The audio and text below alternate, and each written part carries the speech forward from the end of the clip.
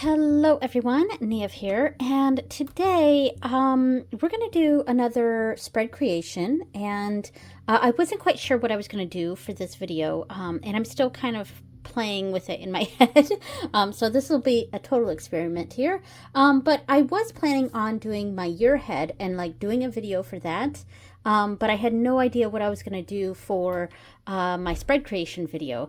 So instead of doing two separate videos of two different things, I decided I was going to do my spread creation video on the year ahead. Yeah, so what I have out here right now, I have the deck and book for the Kalat Cards, because it's very seasonally based, and which seems kind of perfect for a year ahead spread, or you know, kind of a predictive or something reading for the coming year or something like that. Yeah, so I thought that was a no-brainer to pull this deck out.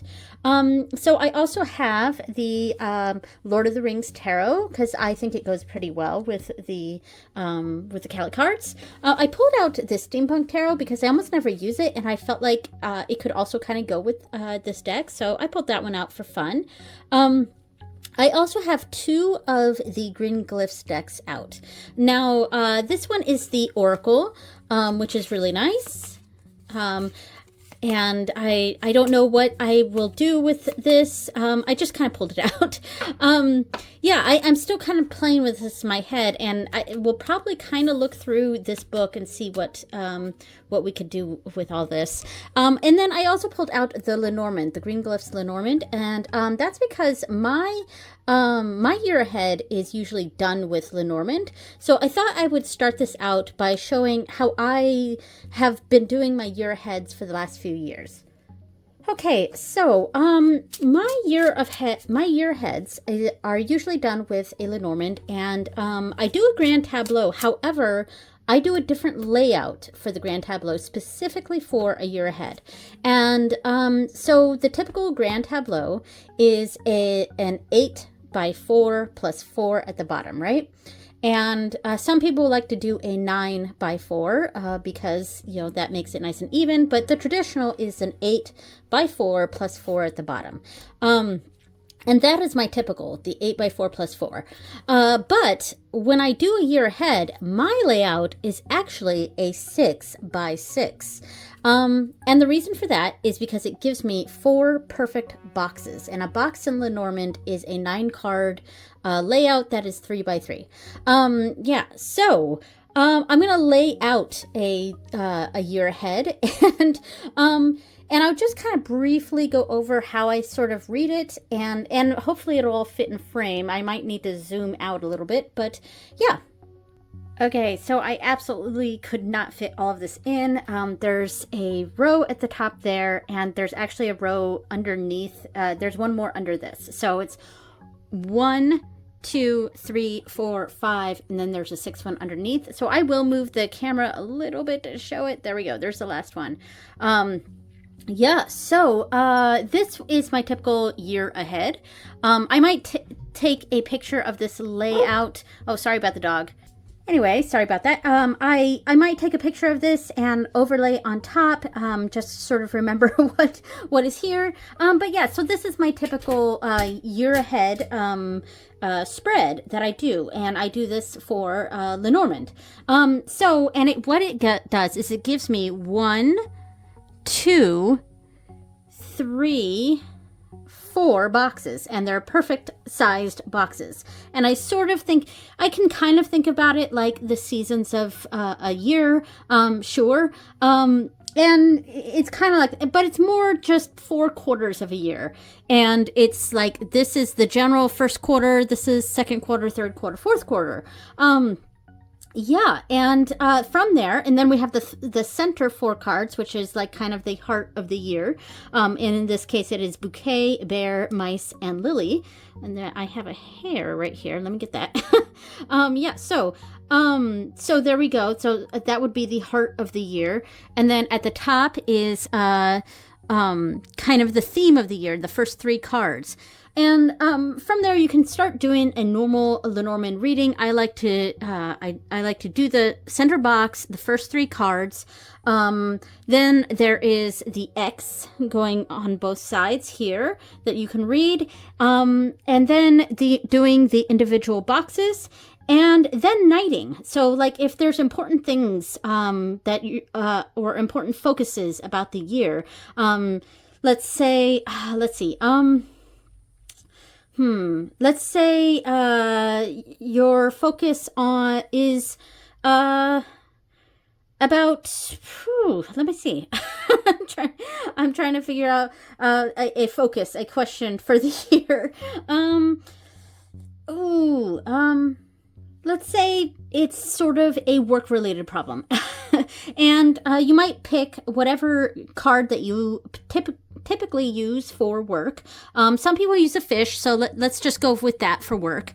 And then I would knight it. And so knighting the fish, we have mice right here, so something's being sort of eroded away. And then we have a rider, which maybe there's something coming in that sort of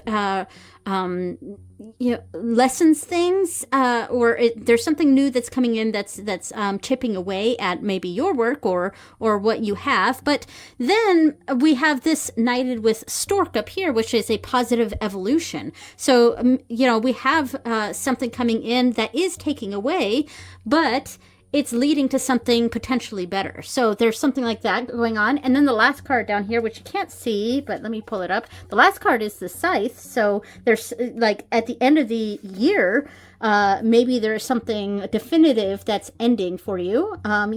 This is just a sample reading, by the way. I'm not actually reading this this reading. I just wanted to lay this out to sort of explain how I might do a year ahead spread using Lenormand.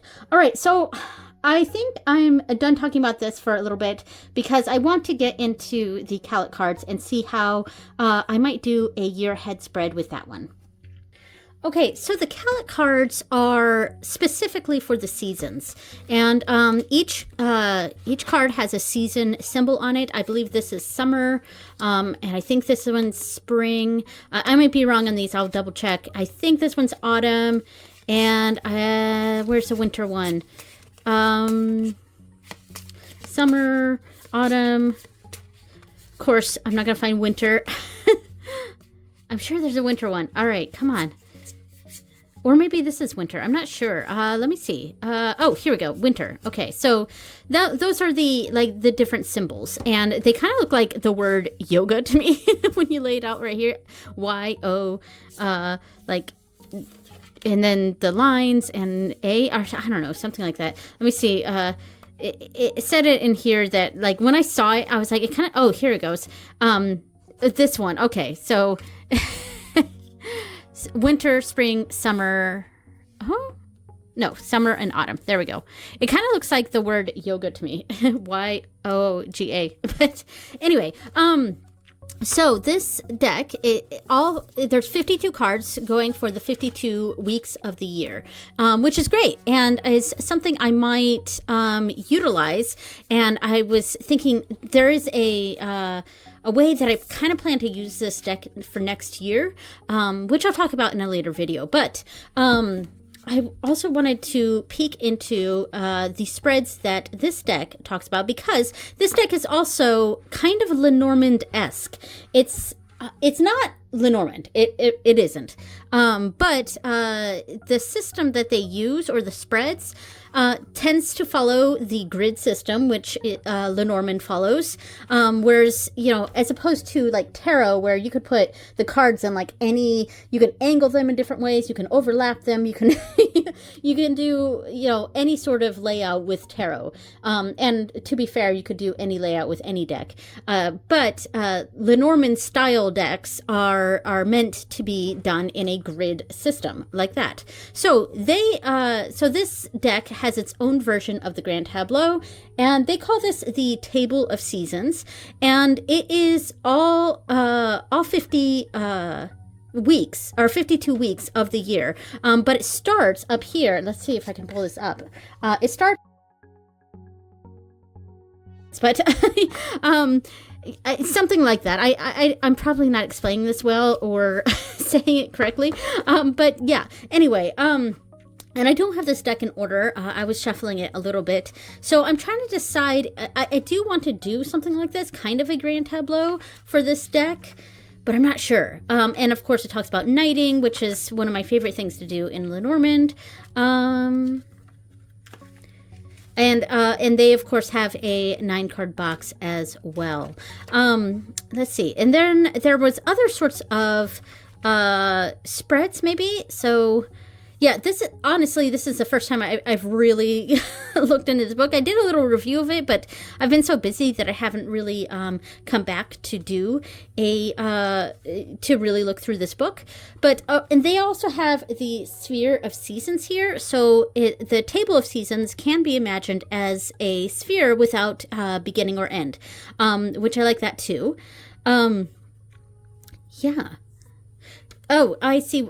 So Lenormand kind of does a similar thing too with its grand tableau, where like you could go to the end of the grand tableau, and you can continue the knighting by going to the next card, if that makes sense. So 37, the next card would be 25.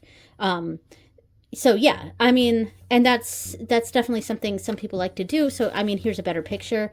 Yeah. So if you're trying to knight the 37, I mean, you could go here and you could go here and you could go here, but you could also go like this, which goes to 51, or like this, which also goes to 51. Yeah, I mean, so that's pretty cool. So one thing we could possibly do, I'm going to lay out a table of seasons, and I'm trying to decide if I want to do it in order, like reorder these cards and lay out a table of seasons with the correct season, or if I want to shuffle and then lay out a table of seasons.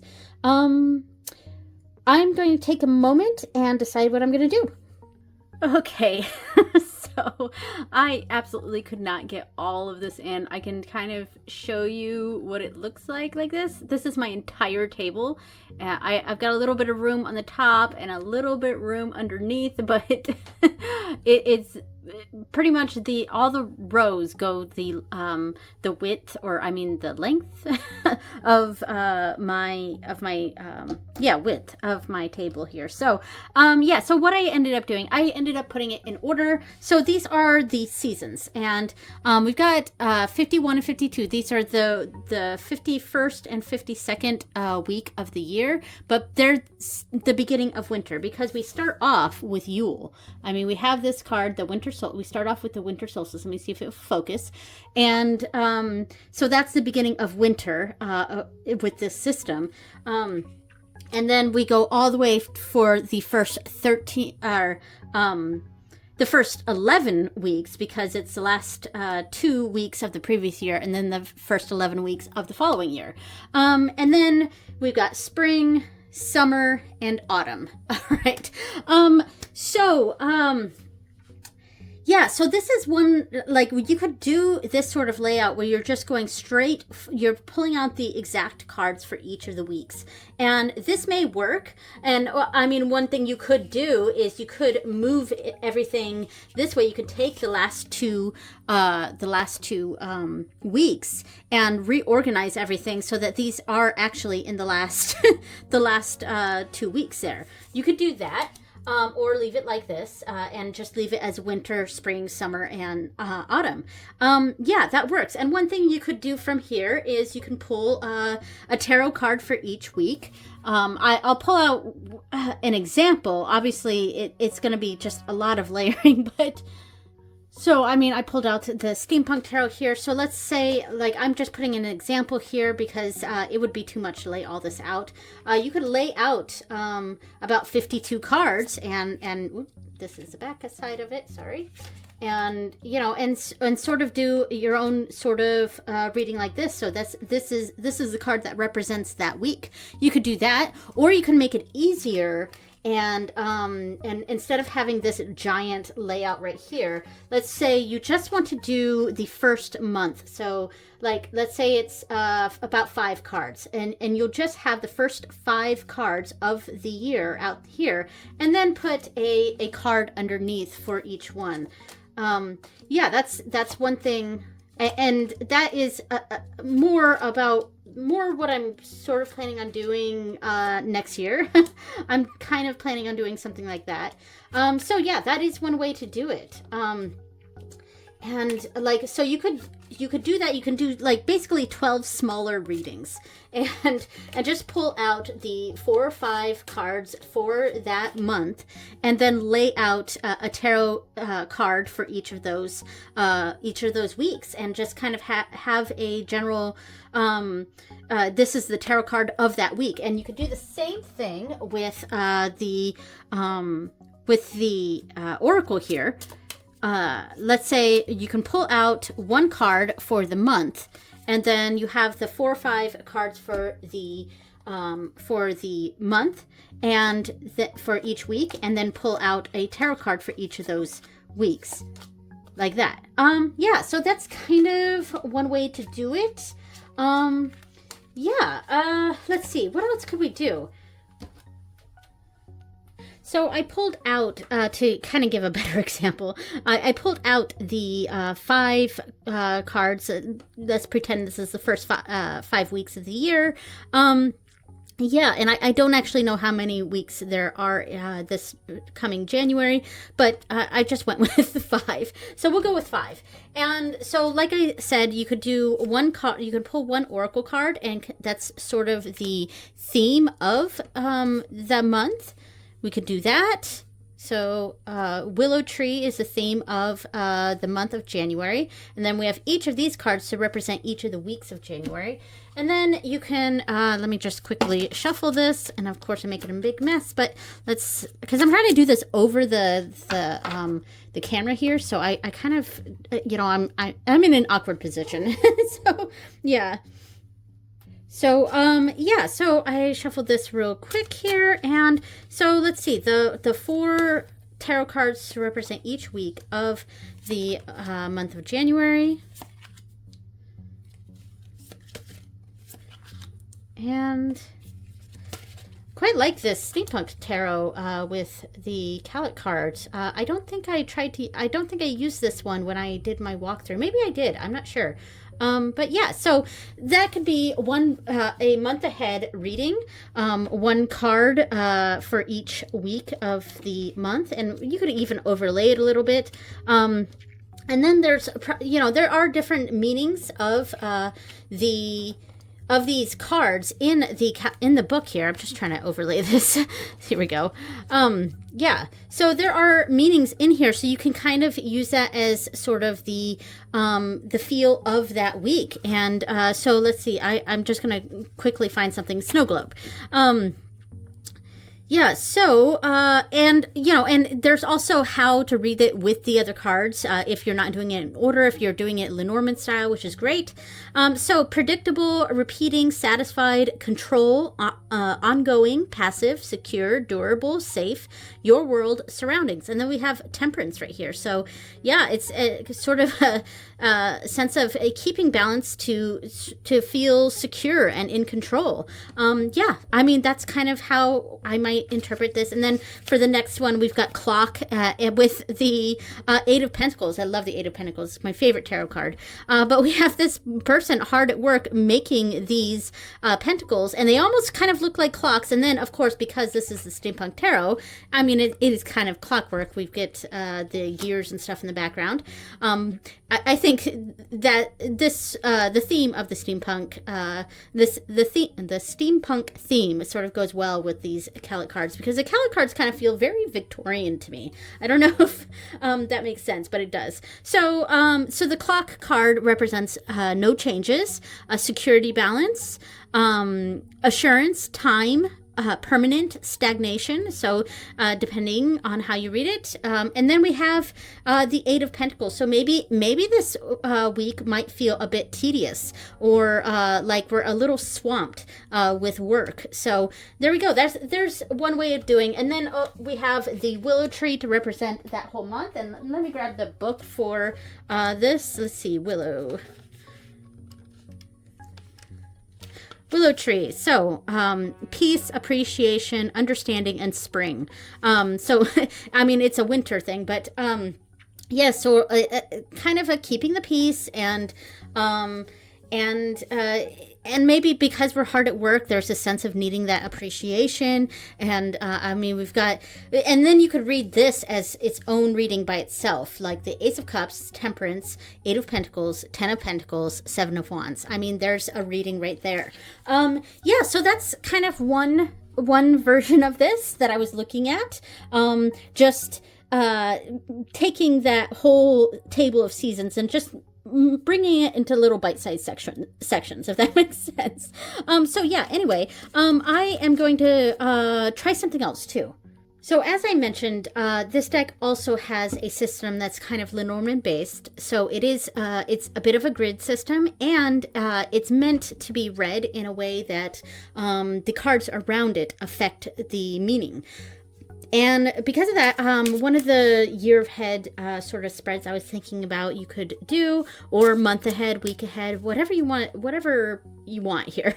But to make it easier, we can break it down into the month by month bite-sized sections. So we're going to do another 5 cards, but instead, another 5 cards. Maybe, I'm sort of rethinking something real quick.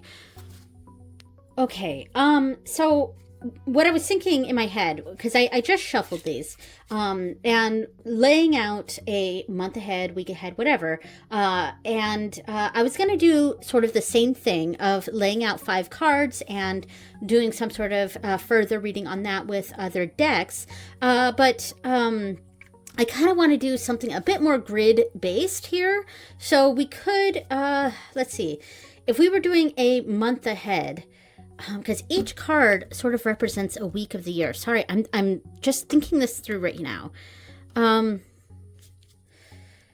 Maybe we could just do, just pull out a 3-card line. 1, 2, 3. All right. So we've got a reading here, and maybe this represents,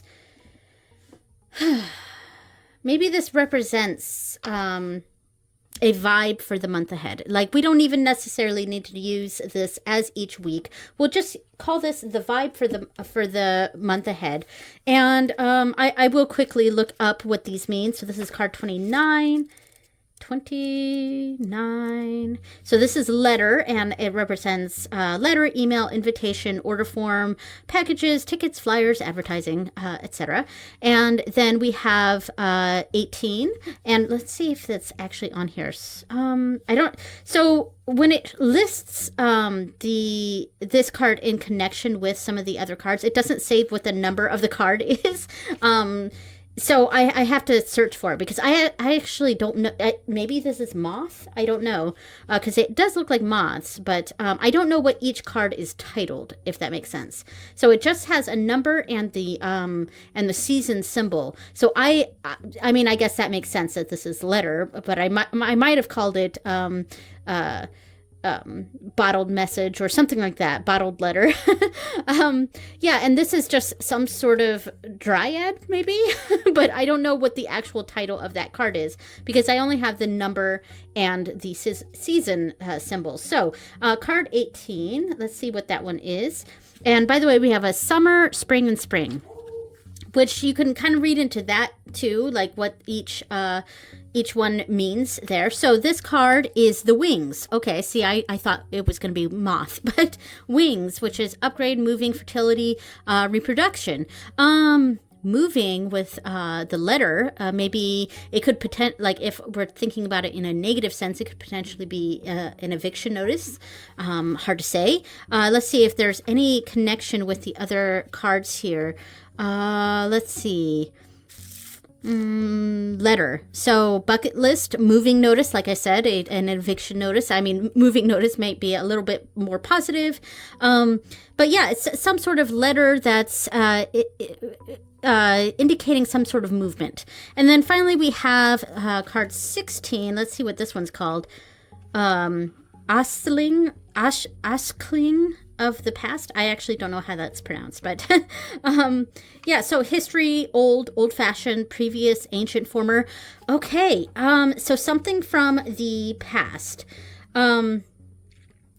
This could potentially be a sort of moving back home. That could be some sort of, that's very specific. And of course, that's the thing with like Lenormand type systems. They tend to be very specific, which is why it's actually a little difficult to do readings for the collective when it's Lenormand or something like that, because they are so specific. And like we have letter, wings for like moving, and then something from the past or ancient, old.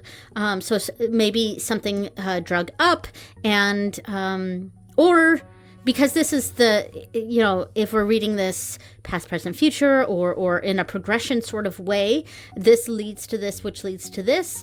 That's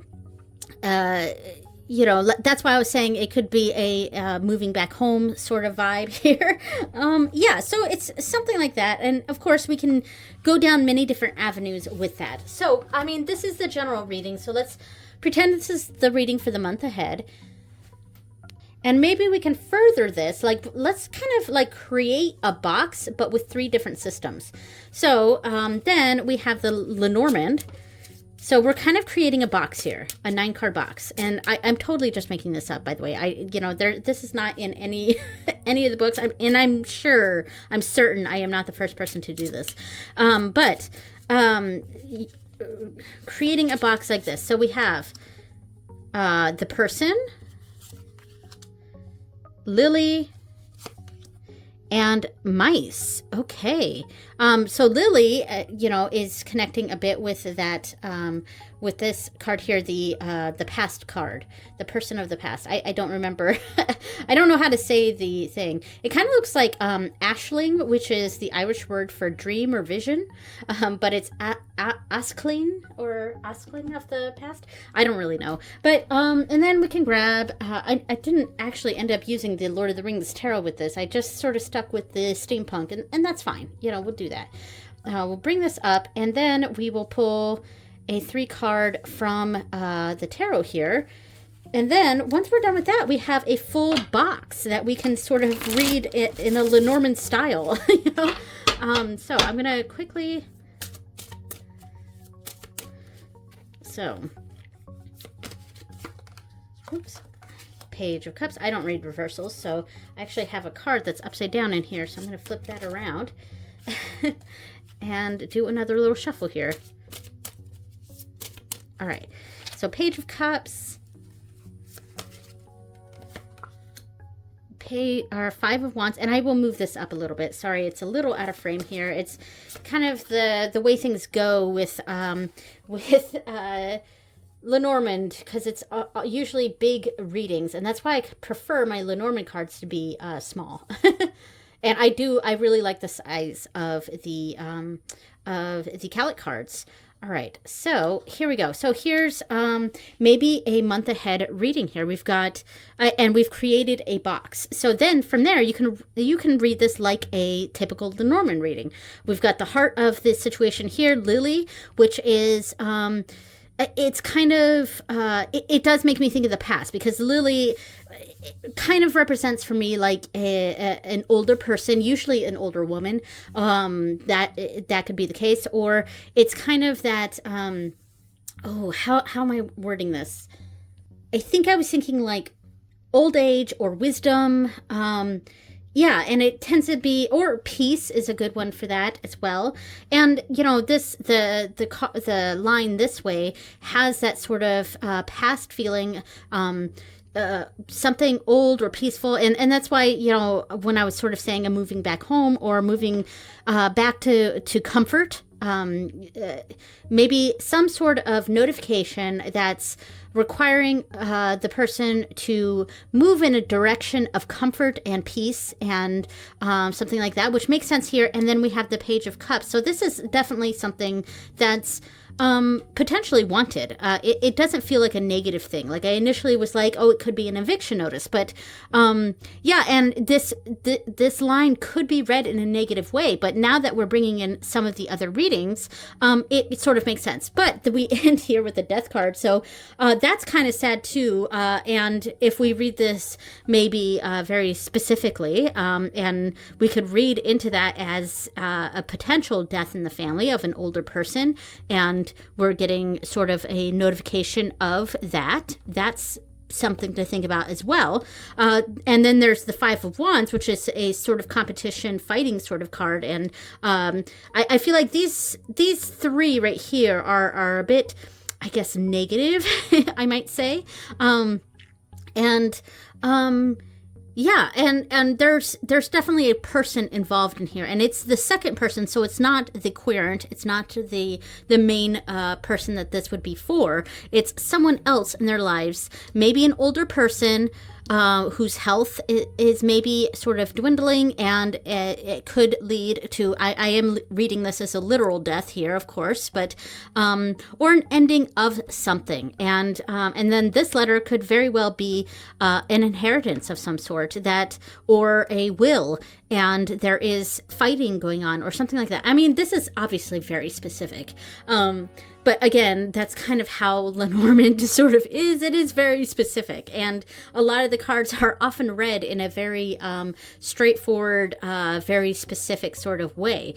Yeah, and that's part of the reason I like it, and why it also isn't super great for like collective readings, you know, and so I don't usually, when I do pick cards, I don't often use Lenormand because it tends to be very, very specific. So yeah, anyway, and then you can of course start doing the knighting and stuff, and there is something that it's bringing a sense of peace here, and we've got a movement, you know, yeah, I think I feel like this is sort of a mix of feelings here. There's something that's very peaceful and very at peace. And I mean, if we're talking about a death that is potentially happening of an older person, that could be something that they were potentially dealing with a long illness, and finally there is the peaceful, but there's potentially a little bit of fighting. And the Five of Wands isn't a terrible card. Five of Swords, I would feel like there would be a lot more contention about whatever the situation is. But Five of Wands, for me specifically, personally, Five of Wands for me is, it's a less serious sort of fight. Like, there might be disagreements going on. There might be a competition. Well, you know, in this situation, maybe not a competition, but like, you know, it's less dire than, say, the Five of Swords. So, yeah, so I don't know. I'm dwelling on this reading a little too long when this is just a sample. But yeah, so that's one thing we could do, is create a box with 3 different systems here and kind of reading it in a Lenormand style. So yeah, I really like that. And then, of course, finally, I'm not going to lay this out, but, you know, one thing you could do is lay out a full table of seasons with all 52 cards, but instead of it being in order, it's random cards. And so it's the, and I would probably start it with 1 instead of 51. So it's like the first week of the year, or you could lay out, you could lay it out where it's like 12, or 12 across, actually, and then the cards for each of the weeks of that month. That's one thing you could do. Yeah, it would be very different from what's in here, but it would also, I think that could potentially work. And then that means the bottom row would be a bit jagged, so it wouldn't be exactly the same. And then you could potentially try to read it as like a Lenormand style reading from there. So yeah, lots of different possibilities. All right, so this was a very interesting year ahead / spread creation video, but I did have a lot of fun, and there's a lot for me to think about, and figuring out how I want to do my year ahead. So thank you so much for watching, everyone, and I will see you next time. Bye.